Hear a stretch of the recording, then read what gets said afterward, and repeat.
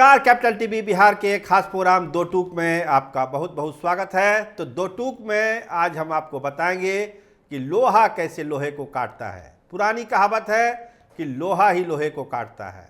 तो क्या माई जो बुनियाद है राष्ट्रीय जनता दल की, मुसलमान और यादव, उसको माई से ही काटा जाएगा? तो दूसरा माई कौन है? पप्पू यादव और हिना साहब। क्या ये माई की नई जोड़ी बन रही है बिहार में? देखिए, पप्पू यादव जाने वाले हैं सिवान, और सिवान में उनका जोरदार स्वागत की तैयारी हो रही है। तो क्या बिहार में एक पूरे मैसेज जाने वाला है कि पुराना माई खत्म हो रहा है और एक नया माई जन्म ले रहा है जो हिना साहब और पप्पू यादव बना रहे हैं। तो लोहा लोहे को काटेगा, इसकी उम्मीद पप्पू यादव के समर्थक और हिना साहब के समर्थक ये सोच रहे हैं।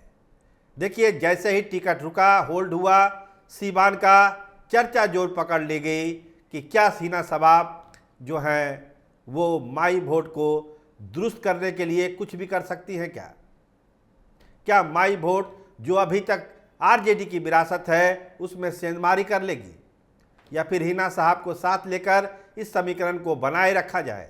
तमाम तरह की चर्चा शुरू हुई, लेकिन आखिरकार हिना साहब ने अपना स्टैंड क्लियर किया कि वो निर्दलीय हैं तो निर्दलीय ही लड़ेंगे। दो टूक जवाब दे दिया आरजेडी को कि अब रिश्ता खत्म हो चुका है, ये रिश्ता अब नहीं जुड़ेगा। तो मतलब साफ है, एक नया माई बिहार में बनाने की कोशिश है। और पप्पू यादव को भी बहुत उम्मीद है कि हिना साहब भी आएंगी पूर्णिया और उनके पक्ष में प्रचार करेगी। हो सकता है कि बहुत जल्द इसका ऐलान भी हो जाए कि हिना साहब पूर्णिया जाने वाली है। देखिए क्या होता है। लेकिन जो बिसात बिछाई जा रही है माई को तोड़ने के लिए, उसमें पप्पू यादव और हिना साहब सबसे आगे हैं। इसके अलावा दो टूक में आज हम बात करेंगे पवन सिंह ने जो एक चुनौती दी है काराकाट में, क्या हो सकता है वहां पर? उपेंद्र कुशवाहा के लिए कितना बड़ा खतरा है पवन सिंह?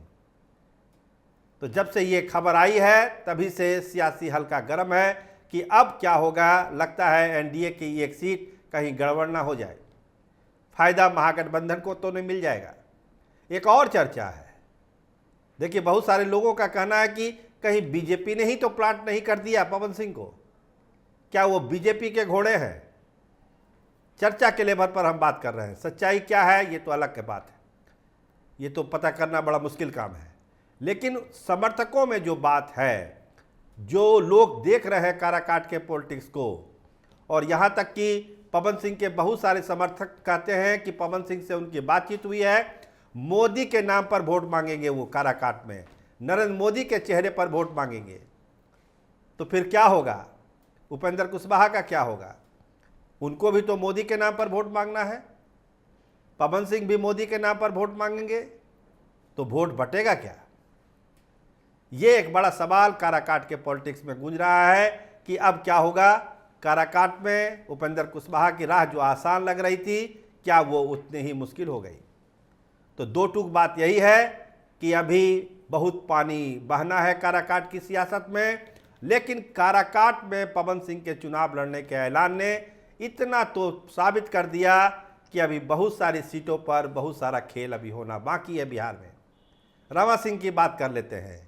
टिकट नहीं मिला, न शिवहर से न वैशाली से, चुपचाप बैठने वाले लोगों में से नहीं है। बहुत बड़ा खेल भी कर सकते हैं और तैयारी भी है। अभी शांत है, चुप है, लेकिन समर्थकों में गुस्सा है। कहा जा रहा है कि क्या आरजेडी ने राजपूतों की उपेक्षा कर दी है इस चुनाव में, ब्राह्मणों की उपेक्षा कर दी है इस चुनाव में। टिकट नहीं मिला है किसी ब्राह्मण को, राजपूतों की उपेक्षा हुई है, टिकट कटा है, महागठबंधन में टिकट कटा है, निखिल बाबू को टिकट नहीं दिया गया। तो ये सब चर्चाएं हो रही है। लेकिन इन चर्चाओं का लब्बो-लुबाब अगर मानिए तो सबसे बड़ी खबर आज वही है जो पवन सिंह ने की है। पवन सिंह की खबर सत्ता के गलियारों में इसलिए गूंज रही है कि बिहार की 40 सीटों पर आपको बहुत सारे पवन सिंह दिख जाएंगे। जैसे जैसे नॉमिनेशन नज़दीक आएगा, बहुत सारे पवन सिंह जैसे नेता, बहुत सारे कलाकार आपको दिखाई पड़ेंगे जो स्थापित समीकरण को बिगाड़ने की हैसियत रखते हैं, ताकत रखते हैं। इंतजार करिए अभी कुछ और दिनों का। हम बार बार कह रहे हैं कि ये चुनाव बागियों और भितरघातियों का है।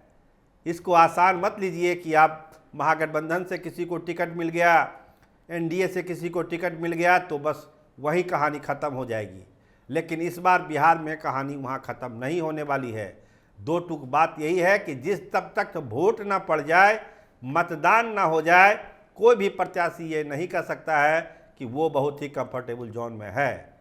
एक बार मतदान हो जाएगा तभी वो कोई दावा कर सकता है, चाहे वो हार का दावा हो चाहे फिर जीत की स्वीकृति हो।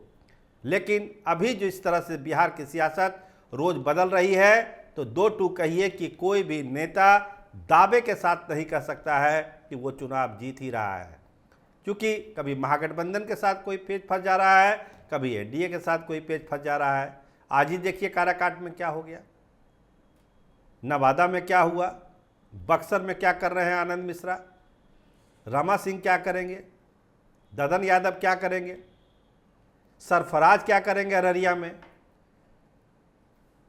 तो ये सब सवाल है उठाए जा रहे हैं सत्ता के गलियारों में। और दो टूक में हम चर्चा इसी बात की करते हैं कि क्या जो चीज़ें हो रही है, जो दिखाई पड़ रही है, क्या सियासत वहीं तक है या उसके पीछे भी सियासत है। तो उसके पीछे ढेर सारी सियासत है। आज पवन सिंह ने अपने नॉमिनेशन का, अपनी उम्मीदवारी का ऐलान करके ये बता दिया कि बिहार की 40 सीट किसी भी गठबंधन के लिए इतना आसान नहीं है। आप देखते रहिए कैपिटल टीवी बिहार। आपका बहुत धन्यवाद, आपका बहुत शुक्रिया।